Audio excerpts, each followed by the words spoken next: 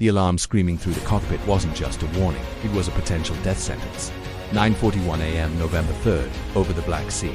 The radar warning receiver inside the B-1B Lancer exploded with threat indicators, bathing the interior in pulsating red light.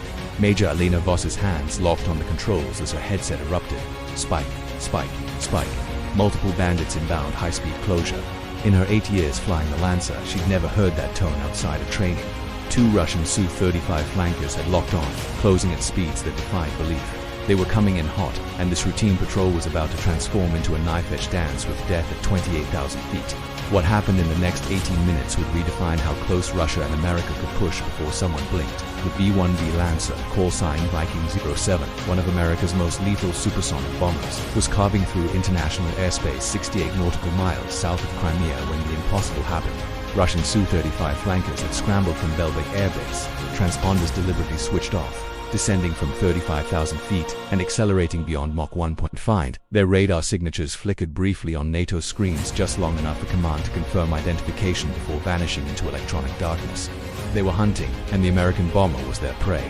At 9:44, NATO's E-3 AWACS orbiting near Romanian airspace transmitted a priority alert that sent ice through every crew member's veins.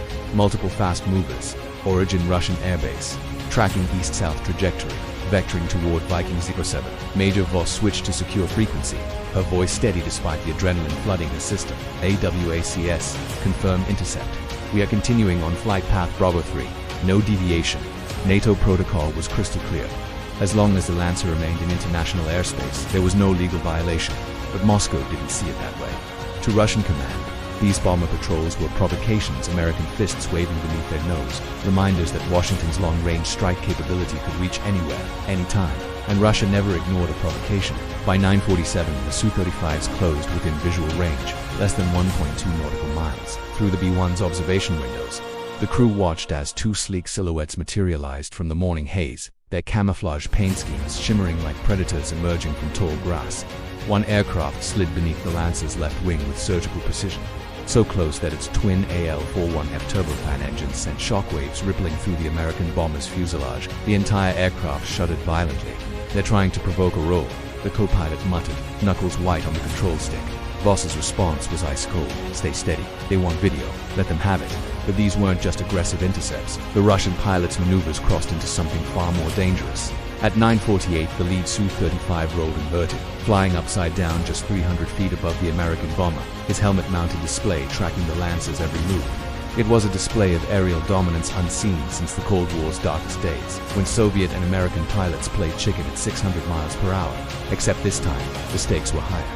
One miscalculation, one gust of wind, and 180,000 pounds of American firepower would collide with 68,000 pounds of Russian fury at supersonic speed.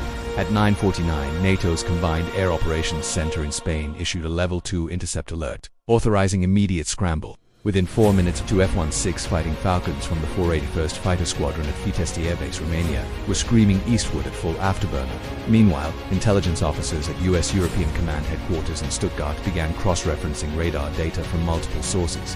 The USS Roosevelt, an Arleigh-Burke-class destroyer stationed in the Black Sea, confirmed what everyone feared. Multiple low-altitude Russian fighters operating without flight plans, executing what appeared to be a coordinated show of force. This wasn't random. This was orchestrated. At 9:52, one of the Su-35s released flares, not as a defensive measure, but as pure intimidation. The B-1 crew watched transfixed as streaks of brilliant magnesium burned against the deep blue sky, reflecting off the sea below like falling stars. Seconds later, the Russian fighter repositioned to the Lancer's front arc, directly in its flight path, and executed what pilots call crossing the T, cutting across the bomber's nose at less than 100 feet separation. The impact was immediate and violent. "We've got wake turbulence," Voss shouted, fighting the controls as the bomber pitched wildly. "Hold trim." For 6 terrifying seconds, the B-1 dropped 800 feet, alarms screaming across every panel, red lights flashing like strobes.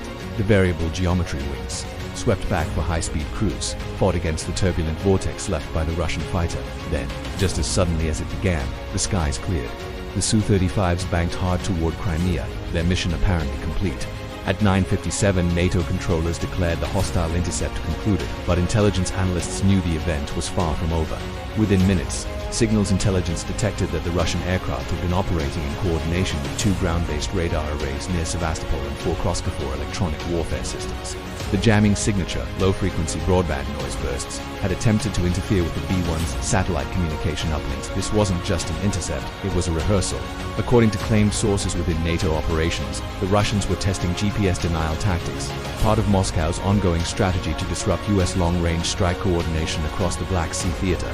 At 10:04, Romanian F-16s established visual contact with the retreating Su-35s, shadowing them from a distance of 10 nautical miles until they crossed back into Russian airspace.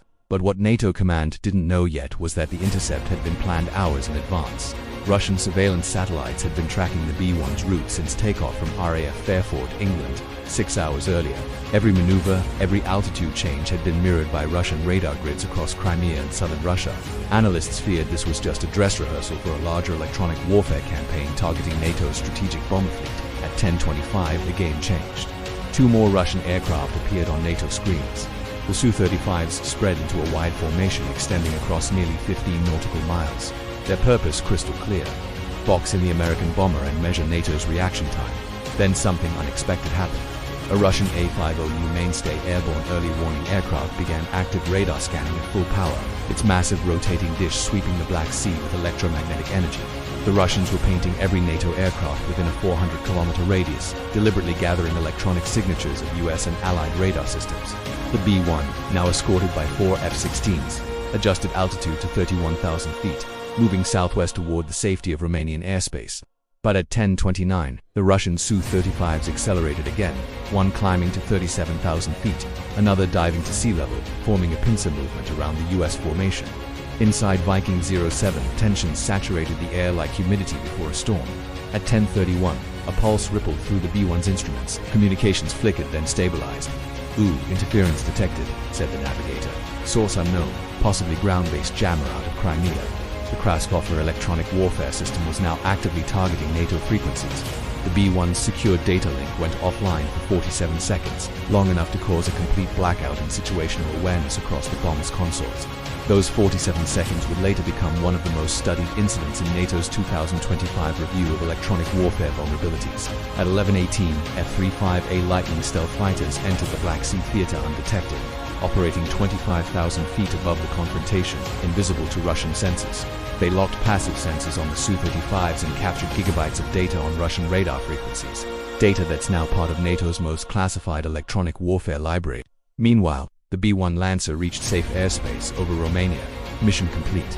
No missiles fired. Yet the entire region had trembled on the edge of catastrophe. The intercept wasn't spontaneous. It was a coordinated test of NATO reaction protocols, possibly linked to Russia's hypersonic missile drills a week earlier. The intent stretched Western command bandwidth across multiple theaters simultaneously. The skies were calm again, but beneath the calm, every radar was listening. The intercept near the Black Sea wasn't a battle, it was a message, a reminder that in 2025, war no longer begins with gunfire, it begins with a radar lock, a jamming pulse, or a single pilot deciding to fly too close. Subscribe to see how modern aerial warfare is reshaping global conflict, because these close calls happen more often than anyone admits.